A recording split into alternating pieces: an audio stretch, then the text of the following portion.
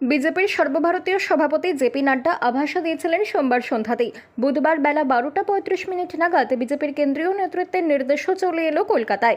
রাজ্যসভার সাংসদ তথা রাজ্য বিজেপির প্রধান মুখপাত্র শ্রমিক ভট্টাচার্যকেই রাজ্য সভাপতি নির্বাচনে মনোনয়নপত্র জমা দিতে বললেন দিল্লির নেতৃত্ব। সুকান্ত মজুমদারের পরে শ্রমিক ভট্টাচার্যই হতে চলেছেন বিজেপির পরবর্তী রাজ্য সভাপতি। অপেক্ষা শুধু আনুষ্ঠানিক ঘোষণার। বুধবার দুপুরে বিজেপির সল্টলেক দফতরে গিয়ে রাজ্য সভাপতির পদের জন্য মনোনয়ন জমা দিয়েছেন শ্রমিক। তার সঙ্গে ছিলেন দলের বর্তমান রাজ্য সভাপতি সুকান্ত মজুমদার এবং বিধানসভার বিরোধী দলনেতা শুভেন্দু অধিকারীও। মনোনয়নপত্র জমা দেওয়ার সময় ইতিমধ্যেই শেষ হয়ে গিয়েছে, আর কোনো মনোনয়ন জমা পড়েনি। ফলে তার মনোনয়ন বাতিল না হলে বা তিনি নিজে মনোনয়ন প্রত্যাহার না করলে শ্রমিক ভট্টাচার্য বিনা প্রতিদ্বন্দ্বিতায় সুকান্ত মজুমদারের উত্তরসূরিই হবেন। গত সোমবার সকালে দিল্লিতে গিয়েছিলেন শ্রমিক ভট্টাচার্য। ওই দিন দিল্লিতে কেন্দ্রীয় স্বরাষ্ট্র মন্ত্রকের স্ট্যান্ডিং কমিটির বৈঠকে যোগ দিয়েছিলেন তিনি। ওই দিন সন্ধ্যাতেই বিজেপির সর্বভারতীয় সভাপতি জেপি নাড্ডার বাড়িতে তার আমন্ত্রণও ছিল। গত শনিবার রাতে বঙ্গ বিজেপি নেতৃত্বের সঙ্গে বুথ সশক্তিকরণ অভিযান সংক্রান্ত একটি ভার্চুয়াল বৈঠকে বসেছিলেন কেন্দ্রীয় পর্যবেক্ষক সুনীল বনসল। সেই বৈঠক চলাকালীনই বনসল বঙ্গ বিজেপির পরবর্তী মেয়াদের সভাপতি নির্বাচনে নির্ঘণ্ট রাজ্য নেতৃত্বকে জানিয়ে দিয়েছিলেন।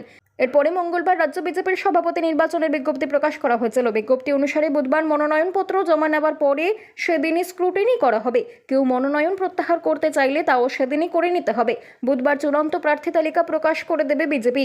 বিজ্ঞপ্তি অনুসারে বৃহস্পতিবার রাজ্য সভাপতি নির্বাচন হবার কথা, তবে দ্বিতীয় কোনো মনোনয়ন জমা না পড়লে আজই চূড়ান্ত হয়ে যেতে পারে বিজেপির রাজ্য সভাপতির নাম।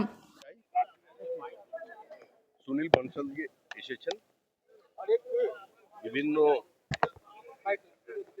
সংগঠনের সঙ্গে, সংগঠনের বিভিন্ন স্তরে আলোচনা করে তারা যাকে মনোনয়ন দিতে বলবেন, পেশ করতে বলবেন। আপনি কেমন সভাপতি দেখতে চান 26-এর নির্বাচন সামনে? আপনি নিজে কেমন সভাপতি চান? সভাপতি তো একটা বহমানতা, কন্টিনিউইটি, এটা টিম গেম। সংঘবদ্ধভাবে পশ্চিমবঙ্গের বিজেপি লড়াই করবে। যারা নতুন দলে এসেছেন, এই নতুন পুরনো দ্বন্দ্ব আপনারা তৈরি করেছেন, এসব কিছু থাকবে না। পরাজয় নিশ্চিত জেনে, জমানত বাজেয়াপ্ত হবে জেনেও যারা ঘাম রক্ত ঝরিয়েছিলেন তারাও থাকবেন, কারণ তারা না থাকলে তো আজকে দলের জায়গায় আসতো না।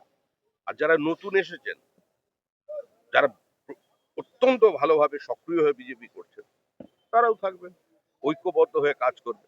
পুরনোদেরও বুঝতে হবে যে সংগঠনে বিভিন্ন জায়গা থেকে মানুষ নিতে হয়, কুমোরটুলি থেকে অর্ডার দিয়ে আনা যায় না। ফলে সব নতুন পুরনোর বিতর্ক কিছু থাকবে না। আর এই নির্বাচনটা তো মানুষের হাতে নেই। এই নির্বাচনে আমাদের হাতে নেই, কোনো রাজনৈতিক দলের হাতে নেই। মানুষ স্থির করে নিয়েছে, মানুষ পরিত্রাণ চায়, মানুষ মুক্তি চায়, মানুষ বাঁচতে চায়, মানুষ বাংলাকে বাঁচাতে চায়। আর তৃণমূলের বাংলা খবর, আপনার রাজনীতি, আপনার আওয়াজ।